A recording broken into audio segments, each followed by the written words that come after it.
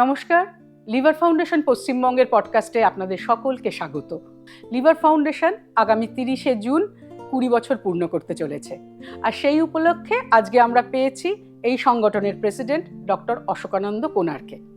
Doctor কোনার, আপনার কাছে আমার প্রথম প্রশ্ন থাকবে, লিভার ফাউন্ডেশন তৈরির পশ্চাৎপটটা কী ছিল? আপনারা কেন এগিয়ে এসেছিলেন লিভার ফাউন্ডেশন তৈরি করতে? সেইটা আলোচনা করতে গেলে আমাদের তো অবশ্যই 20 বছর পিছিয়ে যেতে হবে। তখন আমরা সবাই আর কি আমাদের যে প্রফেশন যাকে বলে, আমাদের চিকিৎসাকালীন যে প্রফেশন, তার ভালো মন্দ এই সব বিচারের মধ্যে দিয়েই আমরা এগোচ্ছিলাম। কিন্তু সেই সময় আমরা মনে মনে অনুভব করছিলাম যে আমিও সরকারি চিকিৎসা ব্যবস্থার সঙ্গে যুক্ত ছিলাম, আর ডক্টর অভিজিৎ চৌধুরীও ছিলেন, ডক্টর অমল সাঁতরা, যারা সব SSKM হসপিটালে ডিপার্টমেন্ট অফ গ্যাস্ট্রোএন্টারোলজিতে ছিলেন। এরা সবাই সরকারি চিকিৎসা ব্যবস্থার ভালো মন্দ নিয়ে একটু নিজেদের মনেই একটা প্রশ্ন আমাদের মনের মধ্যে আসছিল যে এর থেকে এর বাইরে কি কোনো কিছু করা সম্ভব। সরকারি ব্যবস্থার আমরা যেটা বুঝতে পারছিলাম, অনেক ভালো জিনিস আছে, অনেক ভালো জিনিস, যেটা অনেক মানুষকে একসঙ্গে পরিষেবা দিতে পারি। লিমিটেশনস যা যা ছিল সেইটাও আমাদের একটু আহত করতো, যে আমরা হয়তো নিজেদের ইচ্ছা মতো খুব একজন খারাপ রুগী বা একজন খুব যারা নিডি যাকে বলে তাদের ভর্তি করতে পারলাম না, বা আমরা তাদের চিকিৎসার পুরো দায়িত্বটা নিতে পারলাম না।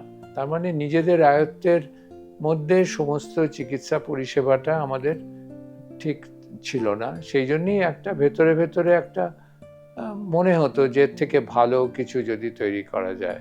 আরেকটা জিনিসের মধ্যে খানিকটা বলতে হবে, আমরা ভাবি যে আমাদের সত্যি সত্যি চিকিৎসা জগতে আসার উদ্দেশ্যটা কি? শুধুই কি মানুষকে কিছু চিকিৎসা পরিষেবা দেওয়া, নাকি তার বাইরেও কিছু একটা উন্নত ধরনের আন্দোলনই বলবো আমি, খানিকটা তৈরি করা, যাতে আমরা বুঝতে পারি যে আমাদের সমাজ বা আমাদের যে নানা রকম যেরকম ধরনের মানুষ আমাদের সঙ্গে আসেন, তাদের সবাইকে মিলিয়ে তাদের সবারই একটা প্রচেষ্টাতে যাতে একটা ভালো রকম মুভমেন্ট একটা তৈরি করা যায় কিনা। এবং গুটি কয়েক লোক, 5-6 জন লোক মিলেই ঠিক হয় যেরকম একটা, যদি যেটাকে আমরা বলি NGO, সেই রকম একটা অর্গানাইজেশন করা যায় যারা মূলত একটা ক্যাটালিস্টের ভূমিকা নিতে পারে। মানে চিকিৎসা ব্যবস্থা তার যে দোষ ত্রুটি সেগুলো খণ্ডন করা, বা নতুন কি হতে পারে, নতুন কোনো দিকে নিয়ে যাওয়া যায় কিনা, এই সবগুলো ভাবনা আমাদের মনের মধ্যে হয়েছিল। 30শে জুন সন্ধ্যায় বেশ কয়েকজন প্রথিতযশা ব্যক্তির সঙ্গে, তারা আমাদের সঙ্গে ছিলেন, যেমন প্রফেসর অমর্ত্য সেন ছাড়াও এসেছিলেন আমাদের শ্রী মৃণাল সেন, বিখ্যাত চলচ্চিত্র পরিচালক, ছিলেন শ্রী নিরুপম সেন, উনি তখন পশ্চিমবঙ্গ সরকারের উপমুখ্যমন্ত্রী, এবং ছিলেন রামকৃষ্ণ মিশনের ইনস্টিটিউট অফ কালচারের সেক্রেটারি শ্রীমৎ স্বামী প্রভানন্দজি। আমাদের মনে হয়েছিল যে রামকৃষ্ণ মিশন যেসব কাজ করে পাবলিক সেক্টরে, তাদের সীমিত ক্ষমতা থাকা সত্ত্বেও তারা একটা আমাদের রোল মডেল হতে পারে। তার কারণ তারা যেভাবে নানা জায়গায় দুর্গতদের মধ্যেও যেভাবে কাজ করে, সেই সব কারণে উনিও এসেছিলেন, এবং এরা সবাই মিলে মোটামুটি আমাদের খানিকটা উৎসাহই দিলেন যে এরকম একটা প্রচেষ্টা চলতে পারে। প্রথমেই আমাদের যেটা মনে হলো যে যাকে বলে সদ্ভাবনা যাত্রার মতো, মানে আমরা এই যে মানুষের মধ্যে একটা অ্যাওয়ারনেস, লিভারের অসুখ 1 নম্বর, আর বিশেষ করে হেপাটাইটিস বি। তার কারণ হেপাটাইটিস বি সম্বন্ধে অনেক ভ্রান্ত ধারণা লোকেদের মনে থাকে, এবং সেইটা সব ধরনের মানুষের মধ্যেই আছে। সেই জিনিসটার সব থেকে বড় যেটা আমাদের একটা অস্ত্র মনে হয়েছিল, যে হেপাটাইটিস বি আমরা তখন জেনে গেছি বা জানি যে এর একটা ভ্যাকসিনেশন আছে। এই ভ্যাকসিনেশন দ্বারা আমরা যদি 24 ঘন্টা জন্মের পরে শিশুকে যদি আমরা ঠিক মতো টিকাকরণ করতে পারি, তখনও একটা ধারণা ছিল যে এইভাবে টিকাকরণের দ্বারাই হেপাটাইটিস বি একদিন পৃথিবী থেকে বিলুপ্ত হয়ে যাবে, যেমন আমাদের স্মল পক্স হয়েছে। তার মানে আমরা যে এটা করতে পারিনি তার অর্থ হচ্ছে আমরা সেভাবে এটার পেছনে অতটা মন দিইনি, বা আমরা এটা একটা প্রধান কাজ বলে মেনে নিইনি। এইটা আমাদের কাছে মনে হয়েছিল একটা বিরাট দায়িত্ব, এবং সেই জন্যে মনে হয়েছিল যে এর জন্যে প্রথম কথা মানুষকে একটা অ্যাওয়ারনেসের মধ্যে নিয়ে যাওয়া, এবং এর একটা যেহেতু একটা সলিউশন আছে, মানে একটা ভ্যাকসিন যেটা আমাদের হাতে আছে, সেটা যতদূর আমার মনে পড়ছে 1982 সাল থেকেই মোটামুটি পাওয়া যায়, এবং ভারতবর্ষেও 1986 সাল বা এরম সময় থেকে পাওয়া যেত। তখন একটা মূল্য নির্ধারণের ব্যাপার ছিল, কিন্তু তখন দেখা গিয়েছিল যে চায়না অলরেডি $1 পার ভ্যাকসিন এইরকম একটা অ্যাটিটিউড তারা তৈরি করতে পেরেছিল। আমাদের দেশে তার থেকে বেশি ছিল। তার মানে এটাও একটা গণ আন্দোলন করা যেতে পারত, যে এইরকম একটা প্রিভেন্টেবল ডিজিজ, যার থেকে এখনও আমরা জানি প্রায় 1 মিলিয়ন লোক সারা পৃথিবীতে প্রত্যেক বছর মারা যান হেপাটাইটিস বি জনিত রোগে, hepatitis B, acute hepatitis, cirrhosis, cancer ইত্যাদি নিয়ে। এই অবস্থাতে যখন আমরা চলছি, তখন আমাদের প্রথম যিনি একটি বেসরকারি প্রতিষ্ঠান আমাদের সঙ্গে যোগ দেয় বা তারা আমাদের সিলেক্ট করে, সেটা হচ্ছে একটা বিএমএস বলে একটি ফার্মাসিউটিক্যালস, আর একটা ফিলান্থ্রপি ডিভিশন ছিল। ভারতবর্ষ এবং চায়নাতে হেপাটাইটিস বি থেকে মানুষকে রক্ষা করার জন্যে যা করতে হয় তারা করবেন, ফান্ডিং করবেন ইত্যাদি। আর সাউথ আফ্রিকাতে তারা HIV নিয়ে কাজ করবেন। সেই সময় আমাদের প্রথম একটি রিপ্রেজেন্টেশন হয়। অভিজিৎ একটি ছোট প্রেজেন্টেশন করে একটি হোটেলে, এবং তারা খুব খুশি হয়ে আমাদের তারা গ্রহণ করে আর কি, মানে তারা আমাদের সঙ্গে হেল্প করে। তারপরে তো আমাদের ডক্টর পার্থ মুখার্জি, উনি এই ব্যাপারে একটা ফিল্মও করেছিলেন, মানে আমাদের নর্থ বেঙ্গল থেকে সব স্কুল কলেজে দেখানো, অ্যাওয়ারনেস করা, এইভাবে আমাদের কাজগুলো শুরু হয়। এবং তার যে ফান্ডিংটা, আমরা খুব ফরচুনেট বলবো, বিএমএস অনেকটাই তখন করেছিল। ডক্টর কুনার, আপনি আপনাদের স্বপ্নের কথা বলেছেন। 20 বছরের সামনে এসে দাঁড়িয়ে এখন কি মনে হচ্ছে, কতটা এগোতে পেরেছেন? 20 বছর আগে এটা খুবই, তখন একটা সত্যি, it was a kind of a dream. আর তার সে খানিকটা আমাদের মধ্যে ছিল যে সেই আমরা যেমন সেই স্বাদেশিকতা পড়েছিলাম না, যে উত্তেজনার আগুন পোহানো। আসল কাজ কিছু হোক না হোক, আমাদের মধ্যে উৎসাহের অভাব ছিল না।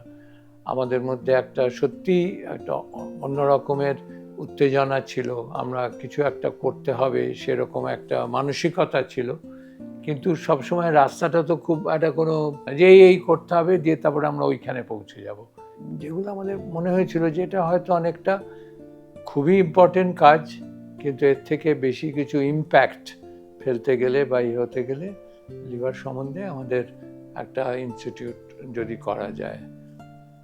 এই ব্যাপারে তখন আবার অভিজিৎ চৌধুরী মশাই তখন বামফ্রন্টের দ্বারস্থ হয়েছিলেন, এবং তাদের কাছ থেকেই এই আমাদের যেটা সোনারপুরে একখণ্ড জমি আমরা তার অধিকার লাভ করি।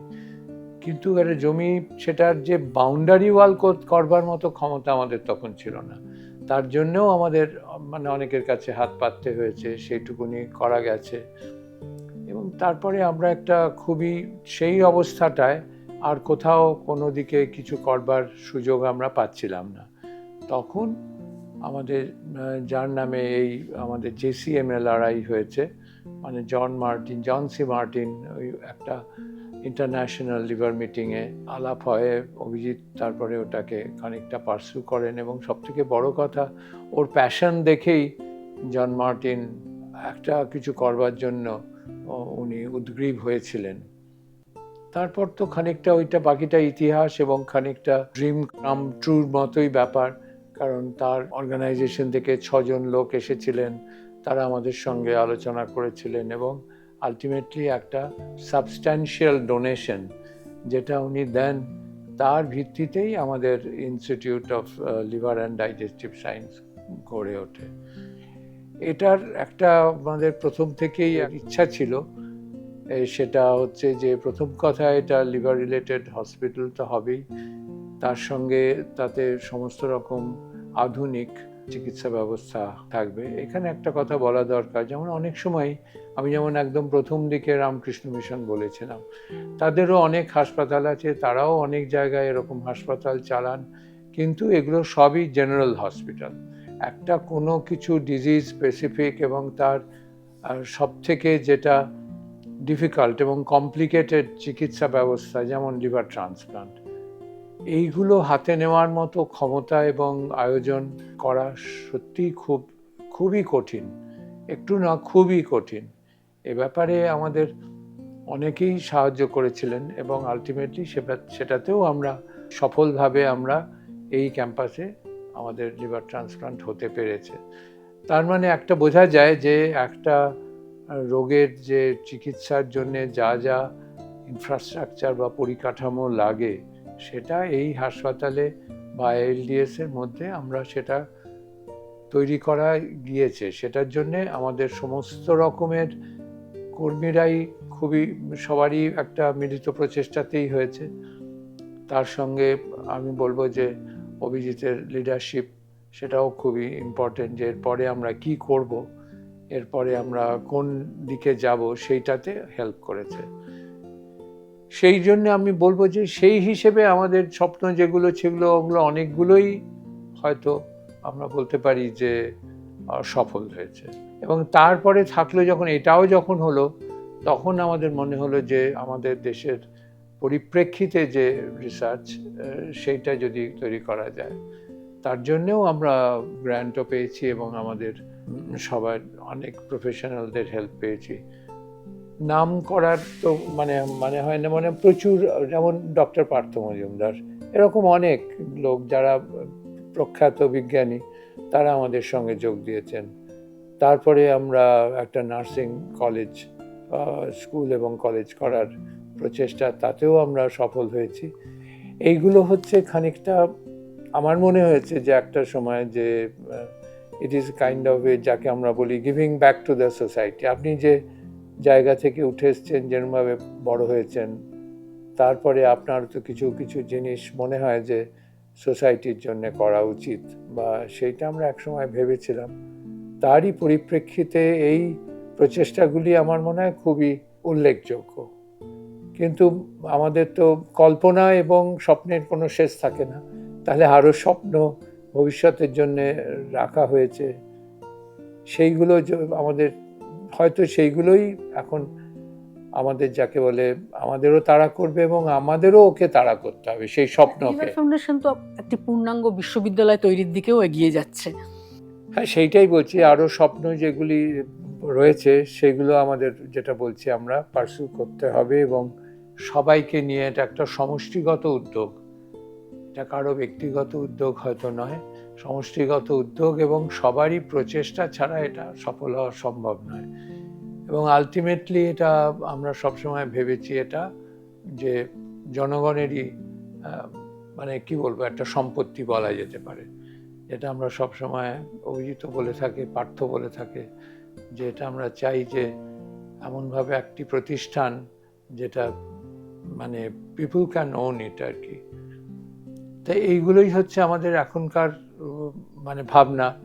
এরপরে এখন আমার নিজের যেটা মনে হয় যে আমাদের পরবর্তী প্রজন্ম, তারা কীরকমভাবে এটাকে মেনে নেবেন বা এটার পেছনে সময় এবং পরিশ্রম দেবেন, তার উপরে এর ভবিষ্যৎটা নির্ভর করবে। ডক্টর কোনার, এই 20 বছরের দীর্ঘ পথে লিভার ফাউন্ডেশনের কোন কাজ বা কোন বিষয়টা আপনাকে খুব তৃপ্তি দেয়, স্বস্তিও দেয়? আমি আগেই বলেছি, আমাদের হাসপাতাল এবং রিসার্চ সেন্টার অবভিয়াসলি আমাদের একদম, যাকে বলে, নয়নের মণি বলা উচিত। মানে ওইটাই আমাদের পরিচয় শুধু নয়, ওটাই আমাদের পরীক্ষাও। ওটা একটা পরীক্ষা, মানে কি, এই পরীক্ষার ভেতর দিয়েই আমাদের যেতে হবে এবং তাতে যদি আমরা সফল হতে পারি তাহলে আমরা খুবই তৃপ্তি এবং স্বস্তি পাবো। এছাড়াও যেগুলো আমাদের মনে হয়েছে যে এটা আমি অনেক আগে বলেছিলাম, যখন আমরা প্রথম শুরু করি, অভিজিৎ একবার বলতেন না, ঠিক জাস্ট একটা হসপিটাল তৈরি করা বা এরকম নয়, এটা একটা আন্দোলনের মতো হবে, যাতে অনেকে জয়েন করবে ডিফারেন্ট ফেজেস বা ডিফারেন্ট স্ট্রেটা অফ সোসাইটি থেকে। মানে ডাক্তার শুধু নয়, সে যে কোনো ধরনের মানুষই এই একটা আন্দোলন বা একটা প্রতীকী ব্যাপারে আপনার সামিল হবে। তাই সেইটারই একটা আমাদের ইচ্ছা ছিল। এখানে একটা যেরকম আছে যে একটা আমরা ভাবতাম যদি এরকম একটা করা যায় যে যারা আমাদের সাপোর্ট করেন, আমাদের সাপোর্ট স্টাফ, ধরুন স্টাফ বলবো না, মানে সাপোর্টিং পিপল আর কি, যারা এই আমাদের পশ্চিমবঙ্গে আছেন, ভারতবর্ষে আছেন, ভারতবর্ষের বাইরেও আছেন, এমনকি সুদূর ইউএসএতেও আছেন, যারা আমাদের প্রচেষ্টাকে যথেষ্ট মূল্য দেন এবং তাকে সাপোর্ট করেন। এখন তো দেখতে পাচ্ছেন পৃথিবীটা আরও যেন মানে অনেক বেশি যাকে বলে কঠিন গদ্যময় হয়ে যাচ্ছে সব রকম। সুতরাং এই ধরনের অর্গানাইজেশন এবং তাদের যে চেতনা জাগানো আর কি, মানুষের চেতনাটা জাগাতে পারাটা একটা বিরাট ব্যাপার। সেইটা যদি করতে পারে কোনো অর্গানাইজেশন, এবং তাতে আমার মনে হয় আমাদের লিভার ফাউন্ডেশনও ধন্য হবে। সেইটাই আমাদের যথেষ্ট তৃপ্তি দেয় যে এটা খানিকটা আর কি, আপনি যেমন জানেন দীপ জ্বালাবার মতো, একটা মোমবাতি থেকে আর একটা মোমবাতি থেকে হাজার হাজার মোমবাতি জ্বললে যেটা হয় সেই রকম একটা এফেক্ট হোক। সেইটাই আমাদের মনে হয় যে আরও এগিয়ে যাক, লোকে জয়েন করুক এবং আমরা যেন ওই প্রচেষ্টাটা চালিয়ে যেতে পারি। একটা কথা আমরা বলতেই পারি যে আমাদের যে friends of the liver foundation বলে একটি সংস্থা ইউএসএতে রেজিস্টার্ড চ্যারিটি, এবং তারা এই কাজটাকেই ওদের পরিপ্রেক্ষিতে চালিয়ে যাচ্ছেন এবং এইটাকে ওরা চারিদিকে ছড়িয়েও দিচ্ছেন। সেইটাই আমাদের সত্যি ভাবতে গেলে খুবই তৃপ্তি দেয়। লিভার ফাউন্ডেশনের জন্ম, তার পথ চলা, সবটা নিয়ে আজ অনেক তথ্য পেলাম আমরা ডক্টর কুনারের কাছ থেকে। লিভার ফাউন্ডেশনকে নিয়ে আরও জানার জন্য চোখ রাখুন আমাদের পডকাস্টে।